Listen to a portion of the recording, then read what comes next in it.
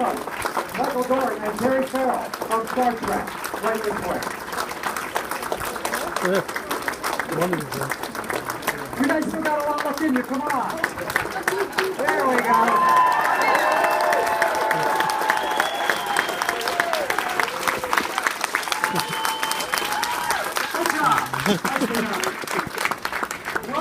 Welcome. Great to have you guys here.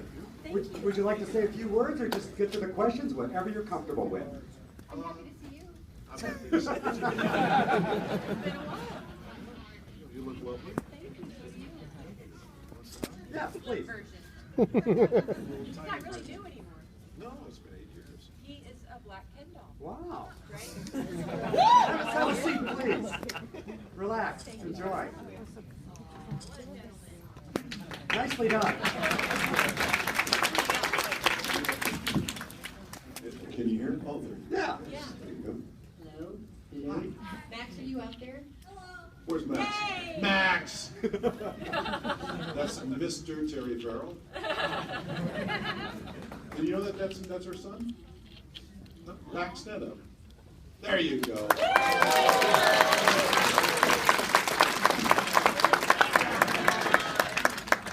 From Amy. Yeah, they sell them out there. This wonderful lady named Amy, and she does all of this crocheted work. She made us dolls. She made us dolls, and I gave my doll to my friend Sophia, who's over there. Oh, hi Sophia, got the doll. Hi, honey. She's shy. Well, I'd like to say something. Yes, I. Yeah, it's been really interesting. You know, it's great being here with Terry because I'm one of the favorite actresses that I work for. I mean, she's been great. As you know. I'm going to be more demanding from now on. Now that I know you work for me. But it's been an interesting 2 years because 2012 was the 25th anniversary of Next Generation when we started. I can believe that. And since then, it seems to be, or else maybe we're just out there more, a real resurgence for the Next Generation. I mean, because we did 18 reunion shows this year with all the cast, and it was amazing to see how many people still are coming out. And I just wanted to say thank you to you guys because it's been great fans for 25 years. I don't think any other show has these such loyal, following. I mean, you don't see like, LA Law fans coming out. Not here. With briefcases, They call us nerds. I love nerds. So it's been great. I wanted you guys should give yourselves a hand because you're great fans. And now it's been very interesting because now Next Generation, we are the original crew now. Everybody's going, before it was, my dad, watched the original show and now I watch Next Generation. Now it's like, my dad watched Next Generation and now I'm watching it. So it's been an interesting dichotomy, So I just want to say thank you for being such great fans and hanging out with us. Cool. Yes.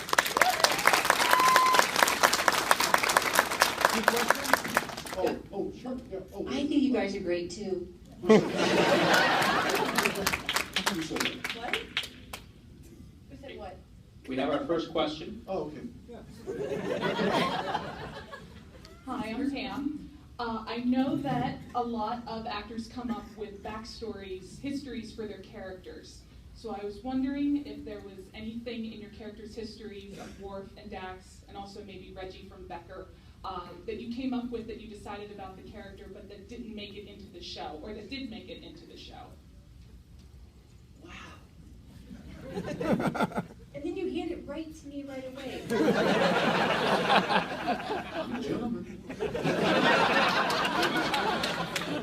I'm paying the price. I can go first. Want me to go first? Yeah. The backstory with War was it was kind of an acting thing that a lot of actors do, which is I was the last one cast. The other actors didn't know who I was, I just showed up one day, you know, in work makeup, and that was it. They didn't introduce me to anybody. Seriously. They just said, okay, report to work on Tuesday. And it was like that, and so I showed up.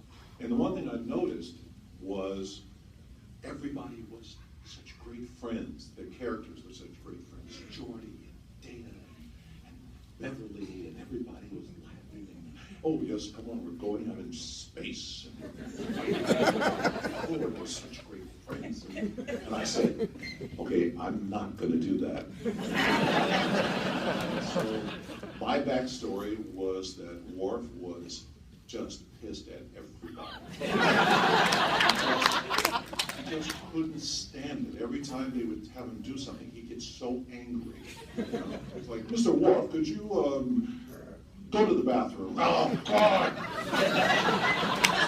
Yes, sir. You know, Mr. Worf, could you, you know, run a tricorder scan? Yes, sir. You know, and that was Worf's backstory. But in terms of the acting part, but the backstory, the writers, the producers came up with. That was not my invention. They came up with all that stuff. So.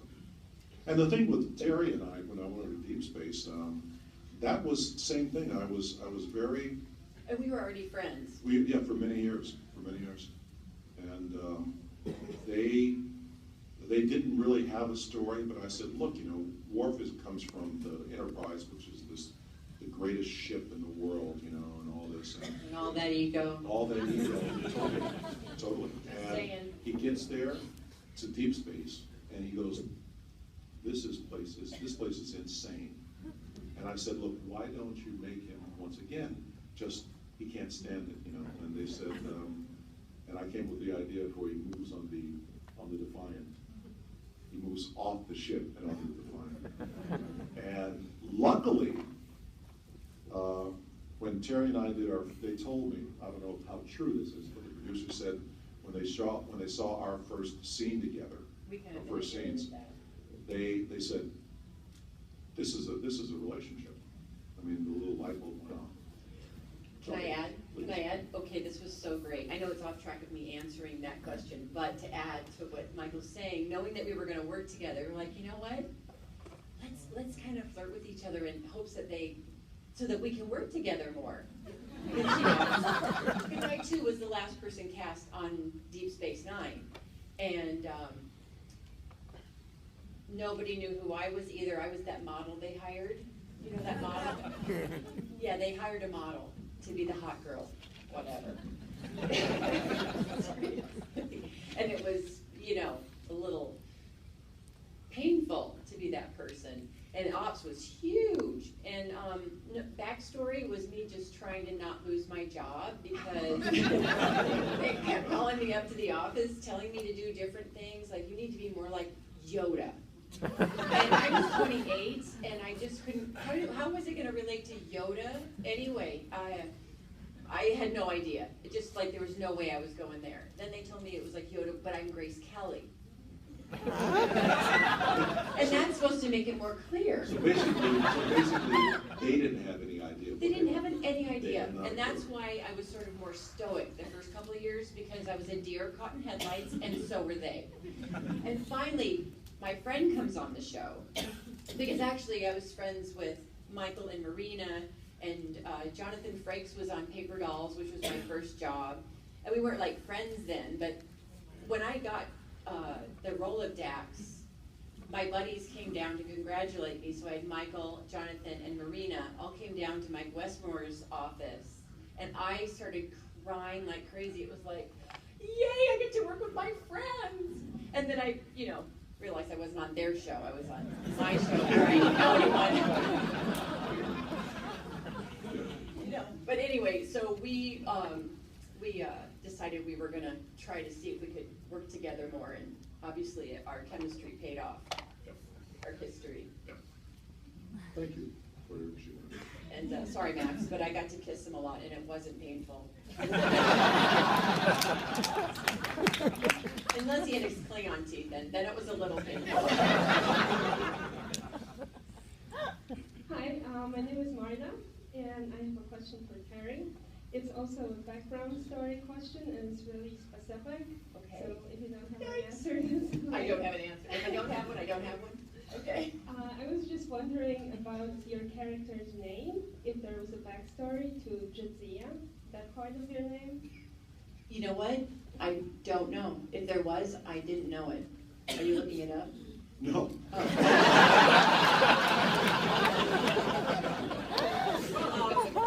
Not that I know of. It was just the character of the host body. She was Jadzia. But I don't know what her last name was before she got Dax. That's kind of, it doesn't inform the acting though, so it's not like I missed out. I was just wondering if maybe the writer told you like more about the backstory and stuff like that, because I come from Poland, and actually Jadzia, the way we would pronounce it in Polish, it's an actual woman's name. It's short for Jadwiga, which was the name of a very famous Polish medieval queen. Get out! So, yeah. That was really cool. A connection there. But thank you anyway. Was she evil or was she good? She was really good. She was actually declared a saint.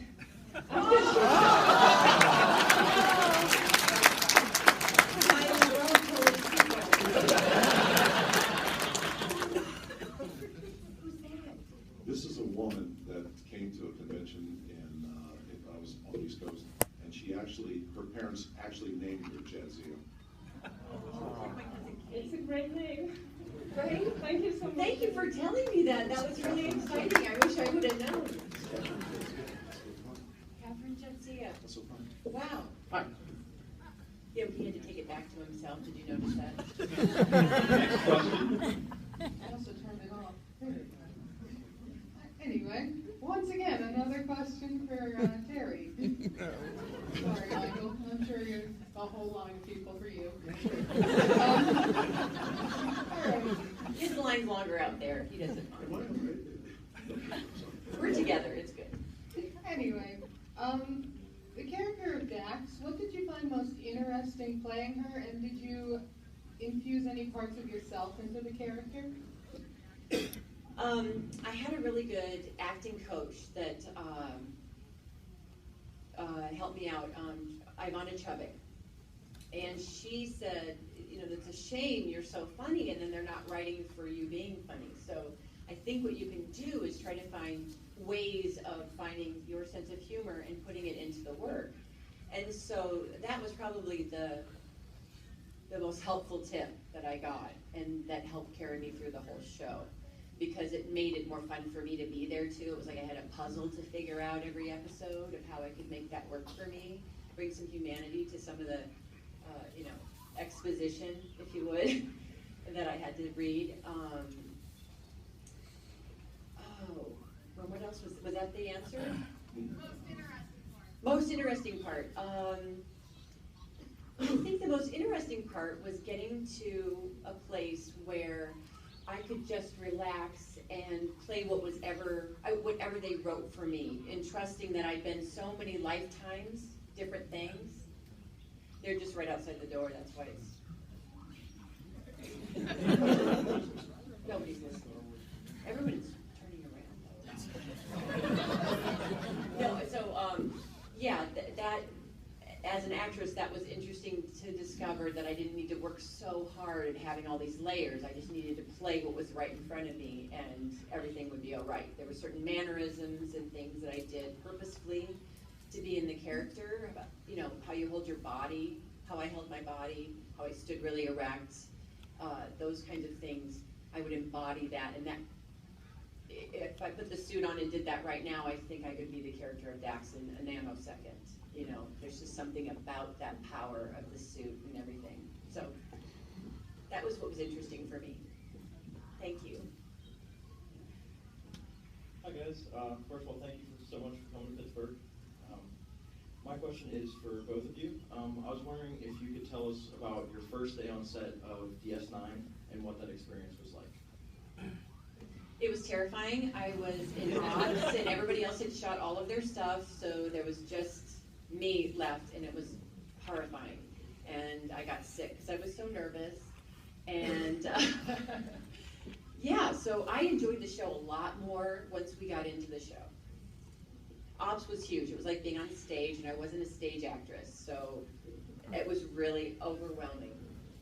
Overwhelming. I was happy to be there, but terrified at the same time.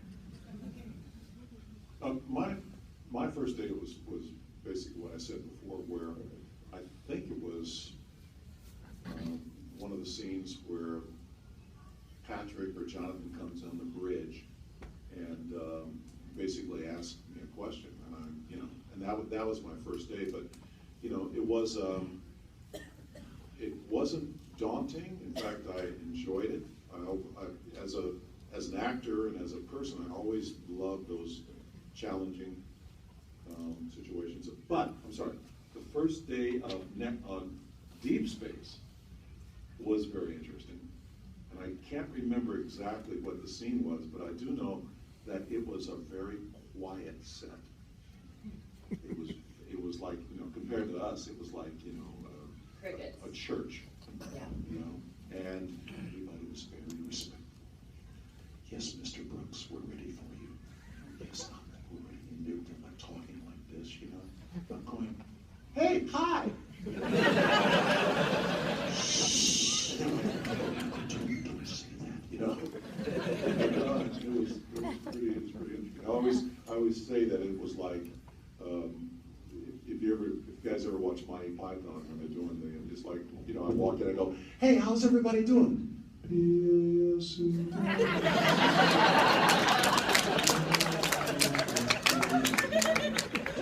I go, really? The other day I was, and it was, but they did do a very funny thing. I gotta admit, they were very, but they welcomed me, because I thought it could have been a tough situation, because the way I was hired for their show, it could have been them. They were very cool. They did that little thing for Christmas. Remember that the Golden Globe Award for me? They did this whole thing. They got together, Sadiq, Dr. Bashir, they did this whole thing. They filmed this thing. I think it had to be 15, 20 minutes. And I didn't know about it. Did not know about it. And I'm sitting there, and all of a sudden I realized, oh my God, and they grabbed me and kept me from leaving, because I was gone. I didn't want to do this. And they did this whole thing where they went around to the studio execs, and everybody going, so what do you think about Michael Dorn? I hate him. And went to the head, Kerry McCluggage. And I know Kerry very well. He's the head of Paramount Television. And they go, so, Mr. McCluggage, so what do you think about Michael Dorn being on the show? And he'd go, who? It was brilliant. It was very brilliant. And Terry presented me with the Golden Lobe Award. It was very cool. Yes?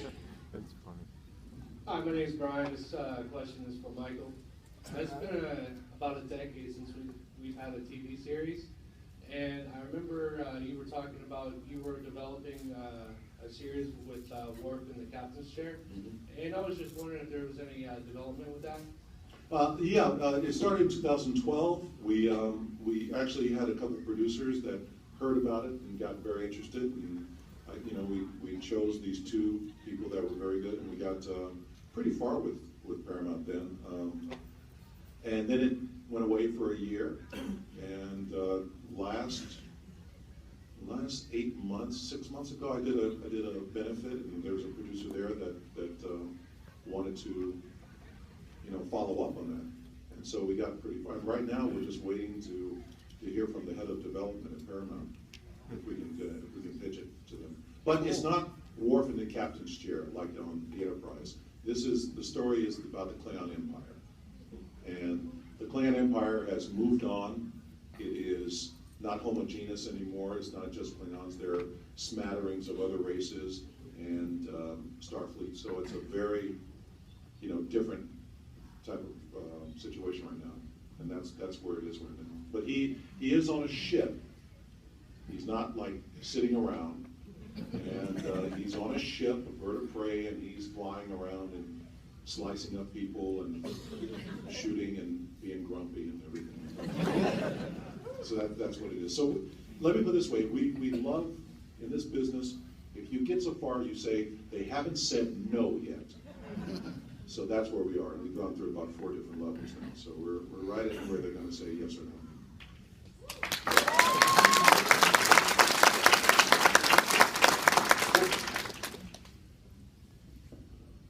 I feel very badly because he took my question.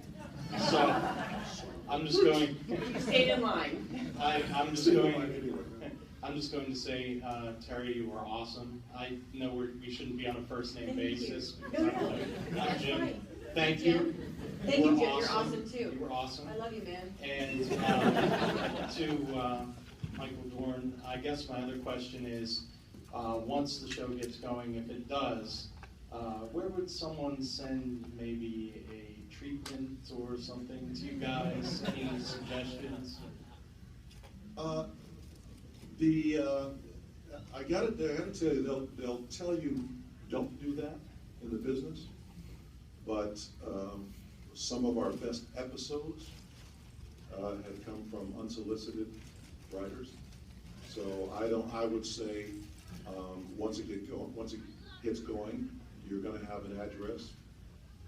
It's not just going to be Paramount. You'll see an address and submit it because you never know. You bet. Question. Hi. This is for both of you. What's the strangest thing you've ever autographed?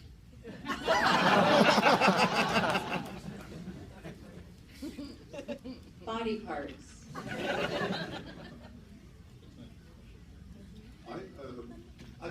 Wasn't a body part, but I autographed was a body part, but it wasn't a strange body part. I autographed a person's arm, wrote my name, and in about 3 hours, she comes back and she's had it tattooed with Worf's face. I was very proud of that. You should be. A big moment. And do you have tattoos? No. I don't either. No. Not that, in case you were interested, I don't have any tattoos. Hello. Hi. How do you make the movie look like space? How do you make the movie look like space? Is that what you said? Yeah. Oh, well, I want to say we go out there, but it's special effects, and they put up a screen. No, really? They put up a screen, and it's a blue or a green screen, and then they project that onto a screen behind us, and that's why it looks like space. I have another answer. Go ahead. When we're in scenes, they have black velvet behind us. When we're doing close-ups and stuff like that in scenes, there's black velvet behind us and there are little holes in it. And they have a light behind it. Yes, sir.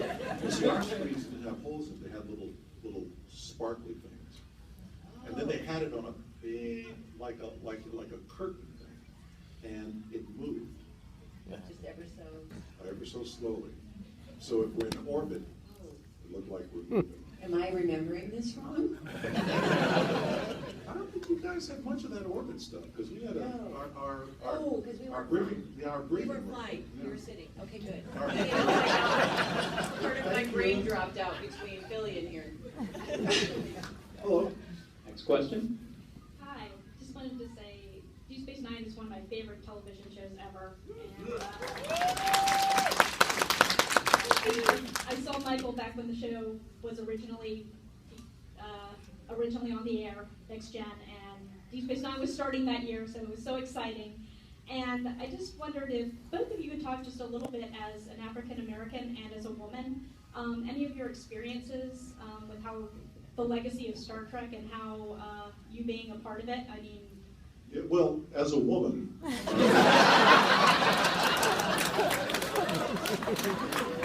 That they basically, didn't really treat us. I'm kidding. Like I gotta say, I'm kidding. You want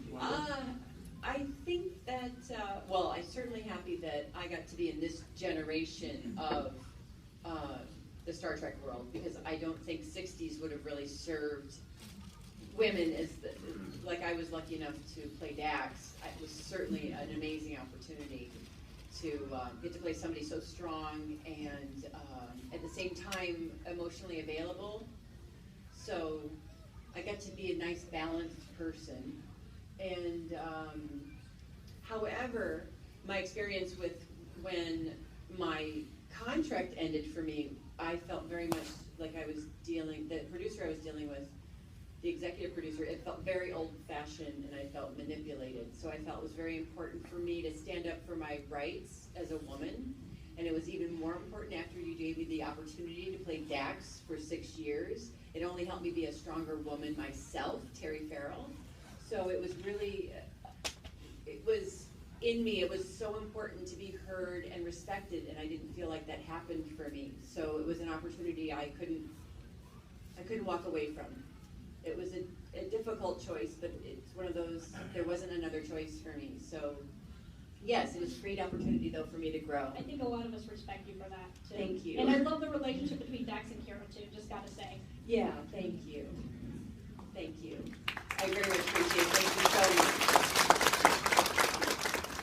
I mean, I was, you know, my whole career has been one of playing roles that weren't, you know, necessarily, you know, black roles, you know, basically, you know, it wasn't all, you know, I mean, and so when I got this job, of course, you know, it's, you know, he's a Klingon, so it's not, you know, but I think the experience, if you look at it in a realistic sense, you know, once again, you know, it's a whole crew of different people, you know, with one black actor, you know, it's the token. And so I think that it's hasn't changed much, but on the other hand, if you look at the business, let's say there's 100,000 actors in the Screen Actors Guild. There's more, but I'm just using that as a number. 10% of those actors actually kind of make a living, you know?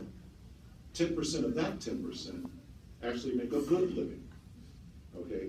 And 10% of that 10% are actually doing very, very well. And you know their names. Yeah. So you're talking about a minuscule amount of people.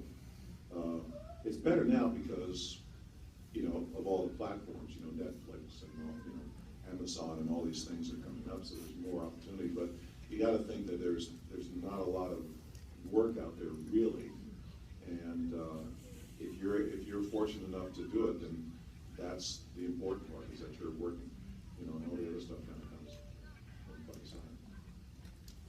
You want?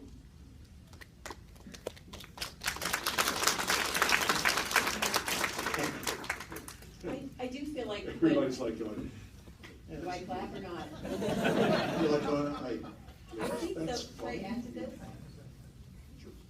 that I think it was a great opportunity. I felt it was. I felt especially lucky because I had the whole. Oh my God, I can't remember the name of the episode. But Susanna Thompson. I had my wife that was widowed come back, and we got to deal with same-sex or love, and love without boundaries and labels on it. And I think also I was very blessed to have this relationship with Worf. Not only we're both aliens, but clearly we having different ethnicities going on here, and then we got to be that and not have it be labeled or anything on it. There was nothing going on, that we were just cool. We were this cool couple, and that's all that mattered. And it was really great to be part of a representation of something that our society deals with, you know, and not always well. It's very funny that talking about same-sex and all that stuff. I spent 3 years, I was in San Francisco for college for 3 years. And in San Francisco, you know, you're talking about there's no boundaries at all. I mean, it's very interesting, you know, and that was a long time ago. And they're dealing with that you know, your kiss and everything like that, and they were so nervous about it. Yeah. Oh my God, do anything going on. And they had to build it up. And, I mean, it's great for the publicity, but it's very funny that was what it was in the 90s. And in '73, back in, you know, San Francisco, it was just, you know, everyday stuff. It's very interesting. It takes a long time for these things to But there was a develop. domino effect, that once the show aired, there were some affiliates that did not air the show once they realized what the show was containing Yeah. in that episode. And it wasn't like, wasn't even like a big deal. in But terms of, yeah. not for us. Oh, yeah, it was- Not for us, people Oh. who believe in, you know what, you love who you love. It doesn't matter what package they come in.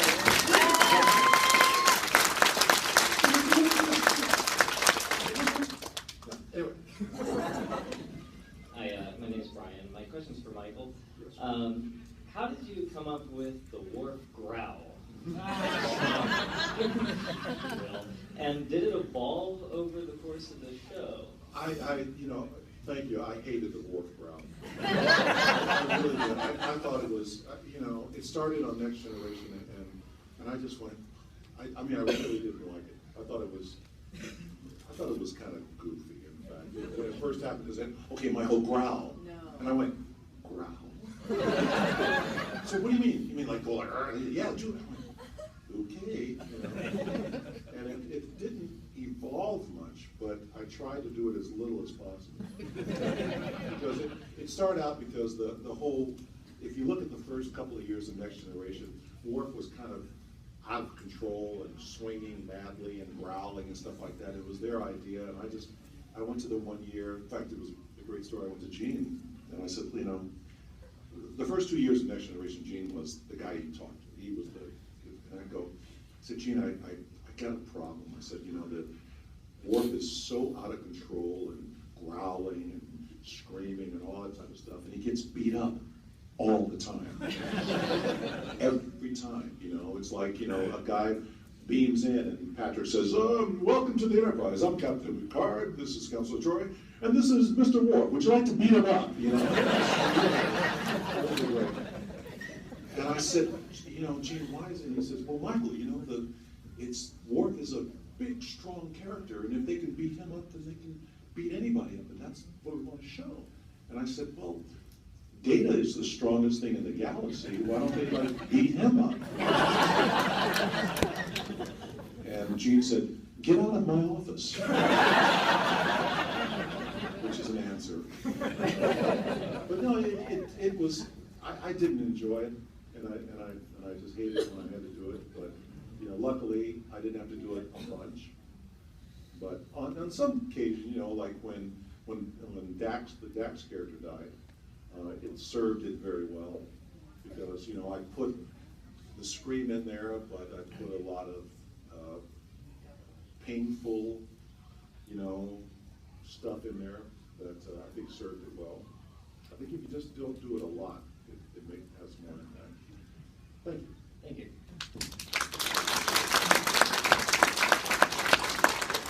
Well, I don't want to be thrown out, but I don't have a Star Trek question. It's for Terry. Okay. How is it like working with Ted Danson on Becker?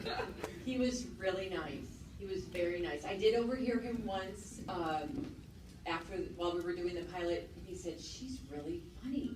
And I think he was a little like, shit, you're not supposed to be that funny.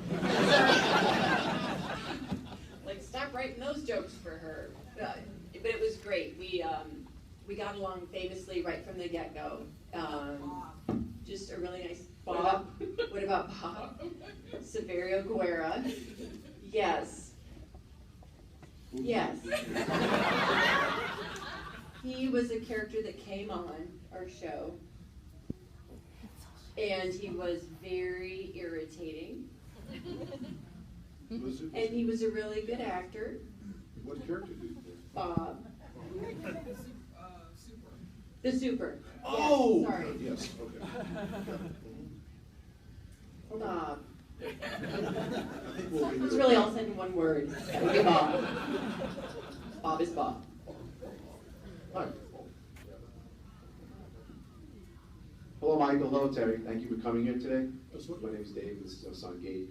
I just had really commented. Michael, I wanted to say that just really very impressed with, before the Next Generation, I had not been familiar with you, but really so much respect for you, what you did in that role, that you pioneered that role.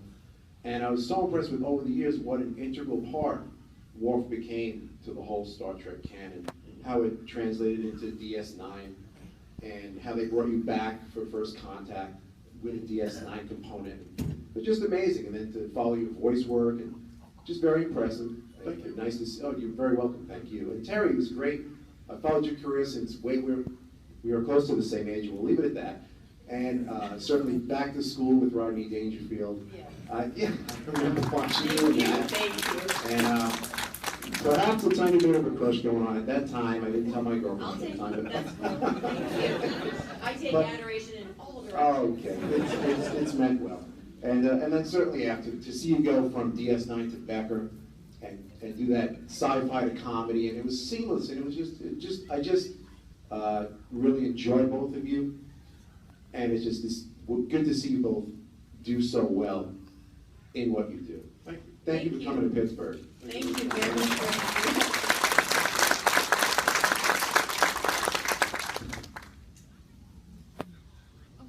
Hi, my name is Christopher. Hello. And what do you drive? I want to know what you drive.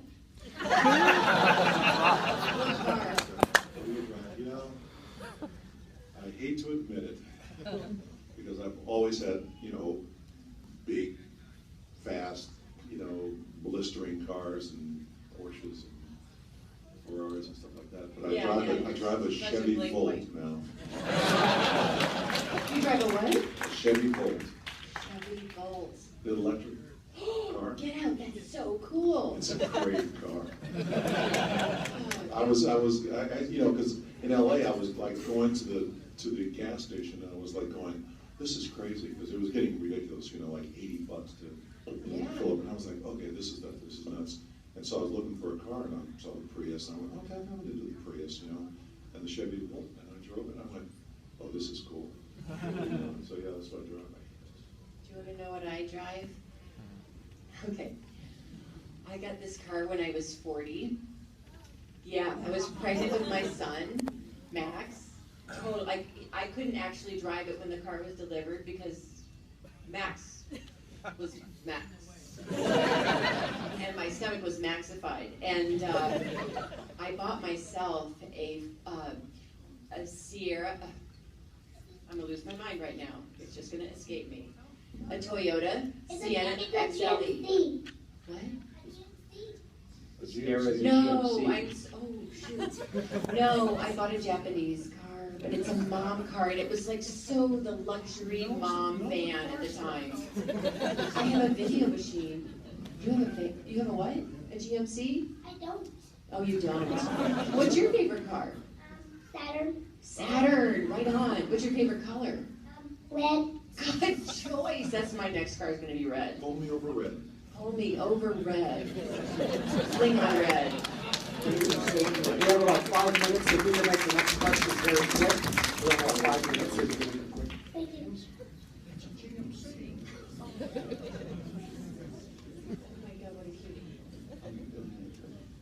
Hi again. I'm sorry for pestering you so much today. This is the third time. There's no pestering. We're here for that right now, aren't we? It's not pestering. Do you remember the episode where you went back in time and it was Trouble, I think called Trouble with Triples, and you and I believe you were sitting with Data at the table and you had a hood on. Not Data. Data wasn't in that episode. Okay. You're talking about Trouble with Triples, or Trials and Tribulations? Trials and Tribulations. And Michael had a weird thing on his head? And he was in disguise. You had your face, but you had a hood sort of covering it up, the top of your head. Yeah. And they were showing the old Klingons, and somebody who was sitting at the table who asked you, why don't they look like you? Or why call them or something? And you said, we don't talk about it. And you're sort of irritated, growling way. And I was wondering if what was Gene Roddenberry's explanation for that? Well, being that wasn't. Gene had passed away for many years when that episode came out, And there wasn't, they didn't know how to deal with it, so they just put that line in there. And I think they kind of copped out a little bit, but they just put that line in there just so they didn't have to deal with it. Because it probably would have taken another 3 or 4 scenes to explain it. Yeah, why were you even in the situation? What do you mean? Why were you there when it would be so dangerous for you to be there? I mean, why weren't you back up at Deep Space or in the Defiant? That requires logic. Oh. And our producers at that time, logic was not their strong suit. Yeah, it was your favorite episode though, wasn't it, Mike? Next question.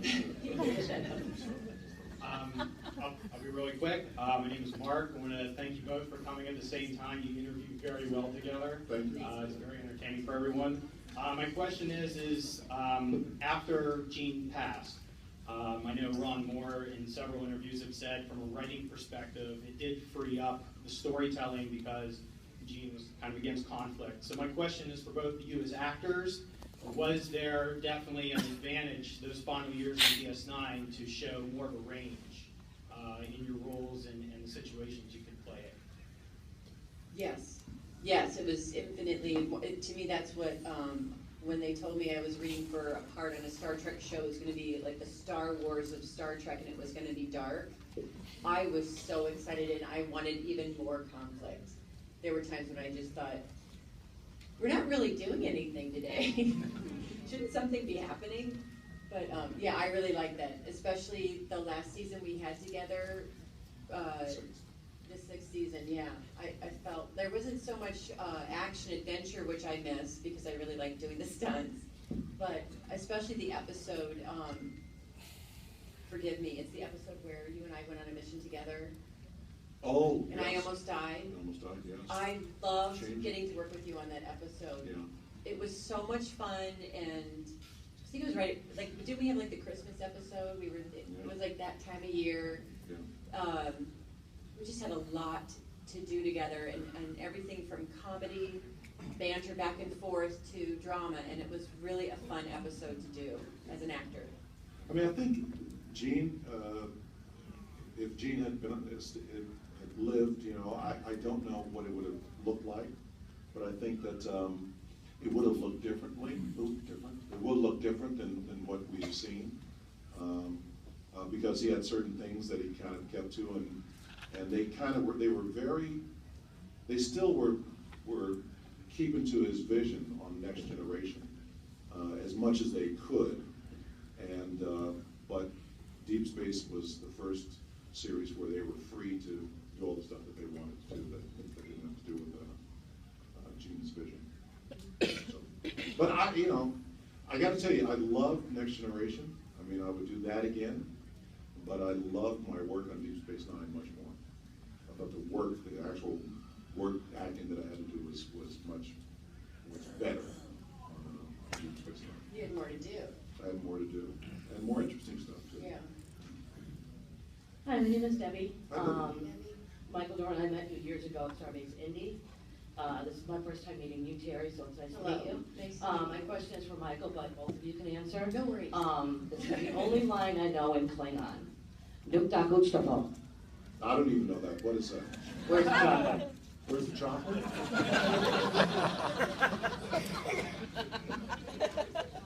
You think you would have remembered that. Do you still eat chocolate or no? No. You don't eat chocolate. No, chocolate.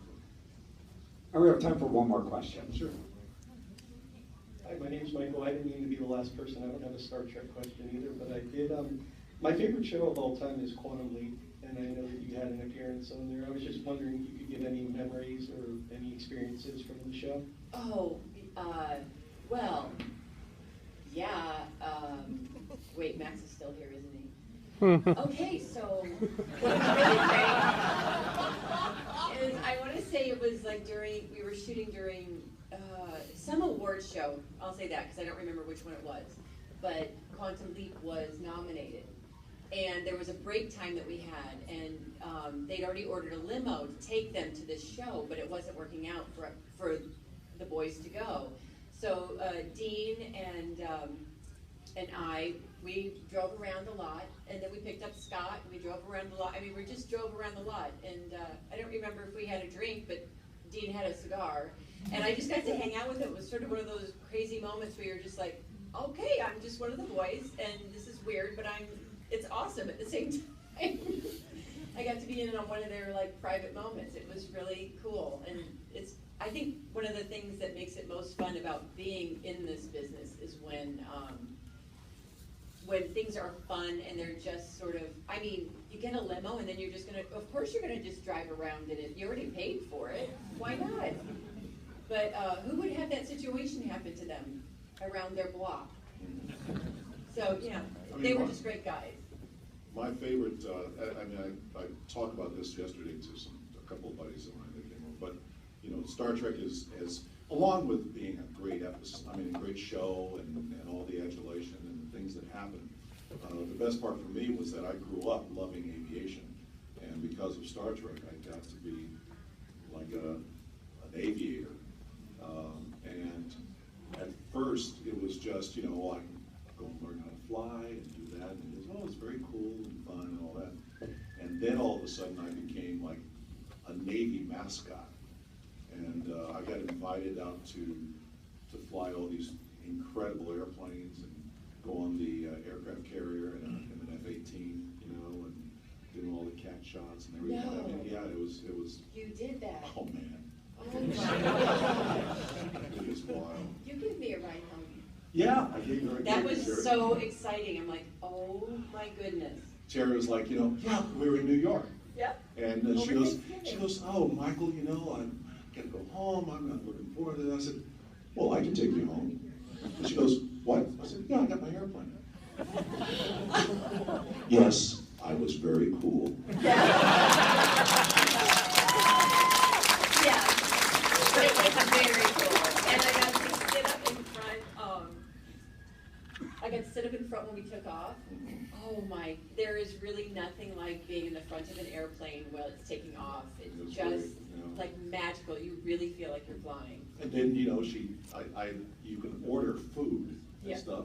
And she's in the back. I look back, and she's in the back, you know, just drinking and having enjoying myself. All by myself. He and the co-pilot were up there. Yeah, but you know, it's moments like those, and all the actors that I work with. John Calico's Core, who was a fabulous actor, and you know, the moments just are amazing. You know, it was a great 11 years for me, and you know, and of course, you know, didn't think about it, but you know, the stuff between Terry and I it was fantastic. I mean, if you go back and look at those episodes, it was just an amazing relationship we had. The best episode I think I've ever done in Star Trek was Soldiers of the Empire. You got to go back and see that one. Terry and I were, you know, a great relationship on that show. So I mean, it was a magical time. I mean, if they said, "Well, Michael, that's it. You're done. You can't work in the business anymore," I would die a happy guy, because it's very rare that you get a chance to be on a show like that and to have the relationships you have and to do that work. And of course, the aviation stuff can't hurt. Do you still have an airplane? Yes, I do. I fly a single pilot Citation 501, which is it's like the airplane like that we flew in, except I don't need a co-pilot. You're a big boy now. Ladies and gentlemen, I was for exciting fabulous